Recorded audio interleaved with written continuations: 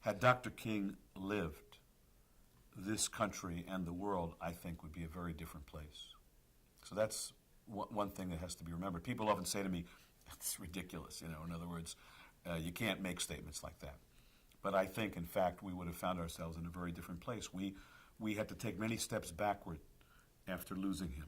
A generation is given an opportunity of leadership which it either can seize and, as a result, be nourished by and ultimately, of course, changed by, or as we did in this country, because someone shot that gun, but we all were part of that bullet. We had a climate in this country of tremendous hatred, and we fed that hatred.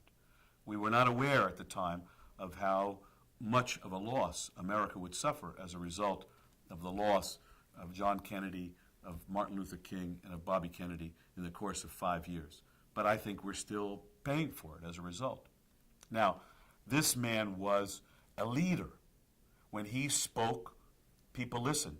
Even in those difficult days at the end of his life, when he was struggling to keep that leadership because radical forces were rising around him who were not satisfied that things were moving fast enough.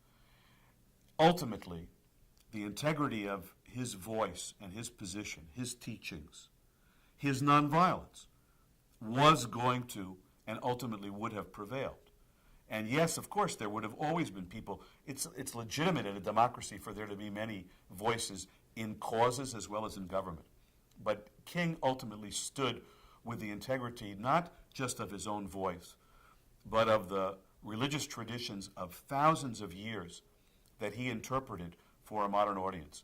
And if you think about it, since then, in those moments, we looked to religious leadership for a voice to which all people could turn. No one was embarrassed to have Dr. King come and be the speaker at a public event, a demonstration against the war, or a demonstration for civil rights. Quite the contrary, they were honored. Today, if an organization working in a political cause were to invite a serious religious leader, they would run into all kinds of internal problems. Because those religious leaders are seen today as not leaders, but as voices that are actually working against the progressive causes of the time, of our time. Hallelujah! Glory!